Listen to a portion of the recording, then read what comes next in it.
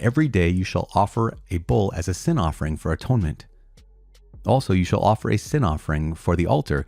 When you make atonement for it, and shall anoint it to consecrate it. 7 days you shall make atonement for the altar and consecrate it, and the altar shall be most holy. Whatever touches the altar shall become holy. The daily offerings. Now this is what you shall offer upon the altar: 2 lambs a year old, day by day, continually. 1 lamb you shall offer in the morning, and the other lamb you shall offer in the evening. And with the first lamb, a 10th measure of fine flour mingled with 1/4 of a hin of beaten oil, and 1/4 of a hin of wine for a libation. And the other lamb you shall offer in the evening, and shall offer with it a cereal offering and its libation, as in the morning, for a pleasing odor, an offering by fire to the Lord. It shall be a continual burnt offering throughout your generations at the door of the tent of meeting before the Lord, where I will meet with you, to speak there to you. There I will meet with the sons of Israel, and it shall be sanctified by my glory. I will consecrate the tent of meeting and the altar. Aaron also and his sons I will consecrate to serve me as priests. And I will dwell among the sons of Israel, and I will be their God. And they shall know that I am the Lord their God, who brought them forth out of the land of Egypt, that I might dwell among them. I am the Lord their God. The book of Leviticus, chapter 21, the holiness of priests. And the Lord said to Moses, "Speak to the priests, to the sons of Aaron, and say to them that none of them shall defile himself for the dead among his people, except for his nearest kin, his mother, his father, his son, his daughter, his brother, or his virgin sister, who is near to him because she has had no husband. For her he may defile himself. He shall not defile himself as a husband among his people, and so profane himself. They shall not make tonsures upon their heads, nor shave off the edges of their beards, nor make any cuttings in their flesh. They shall be holy to their God, and not profane the name of their God. For they offer the offerings by fire to the Lord, the bread of their God. Therefore they shall be holy. They shall not marry a harlot, or a woman who has been defiled. Neither shall they marry a woman divorced from her husband, for the priest is holy to his God. You shall consecrate him, for he offers the bread of your God. He shall be holy to you, for I, the Lord, who sanctify you, am holy. And the daughter of any priest, if she profanes herself by playing the harlot, profanes her father, she shall be burned with fire. The priest who is chief among his brethren, among whose head the anointing oil is poured, and who has been consecrated to wear the garments, shall not let the hair of his head hang loose, nor tear his clothes. He shall not go in to any dead body, nor defile himself even for his father or for his mother. Neither shall he go out of the sanctuary, nor profane the sanctuary of his God, for the consecration of the anointing oil of his God is upon him. I am the Lord. And he shall take a wife in her virginity. A widow, or one divorced, or a woman who has been defiled, or a harlot, these he shall not marry. But he shall take to wife a virgin of his own people, that he may not profane his children among his people, for I am the Lord who sanctify him.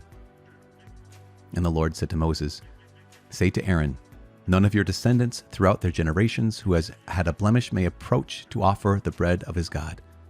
For no one who has a blemish shall draw near, a man blind or lame, or one who has had a mutilated face or a limb too long, or a man who has an injured foot or an injured hand, or a hunchback or a dwarf, or a man with a defect in his sight or an itching disease, or scabs or crushed testicles.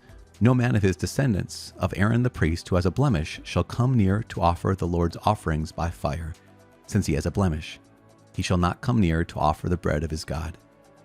He may eat the bread of his God, both of the most holy and of the holy things, but he shall not come near the veil or approach the altar, because he has a blemish, that he may not profane my sanctuaries.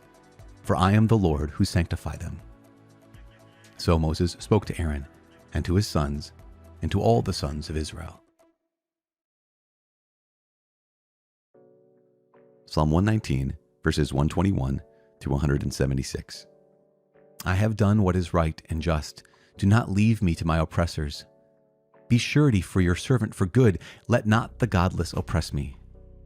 My eyes fail with watching for your salvation and for the fulfillment of your righteous promise. Deal with your servant according to your steadfast love, and teach me your statutes. I am your servant. Give me understanding that I may know your testimonies. It is time for the Lord to act, for your law has been broken. Therefore, I love your commandments above gold, above fine gold. Therefore, I direct my steps by all your precepts. I hate every false way. Your testimonies are wonderful. Therefore, my soul keeps them. The unfolding of your words gives light. It imparts understanding to the simple. With open mouth I pant, because I long for your commandments. Turn to me and be gracious to me, as you always do toward those who love your name. Keep steady my steps according to your promise, and let no iniquity get dominion over me. Redeem me from man's oppression, that I may keep your precepts. Make your face shine upon your servant, and teach me your statutes. My eyes shed streams of tears, because men do not keep your law. You are righteous, O Lord, and right are your judgments. You have appointed your testimonies in righteousness and in all faithfulness. My zeal consumes me, because my foes forget your words. Your promise is well tried, and your servant loves it. I am small and despised, yet I do not forget your precepts. Your righteousness is righteous forever, and your law is true. Trouble and anguish have come upon me, but your commandments are my delight. Your testimonies are righteous forever. Give me understanding that I may live.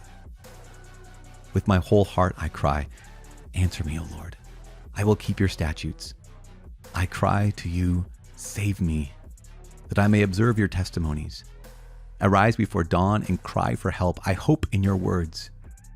My eyes are awake before the watches of the night, that I may meditate upon your promise. Hear my voice in your steadfast love. O Lord, in your justice, preserve my life. They draw near who persecute me with evil purpose. They are far from your law, but you are near, O Lord, and your commandments are all true. Long have I known from your testimonies that you have founded them forever. Look on my affliction and deliver me, for I do not forget your law. Plead my cause and redeem me. Give me life according to your promise. Salvation is far from the wicked, for they do not seek your statutes. Great is your mercy, O Lord. Give me life according to your justice. Many are my persecutors and my adversaries, but I do not swerve from your testimonies. I look at the faithless with disgust, because they do not keep your commands.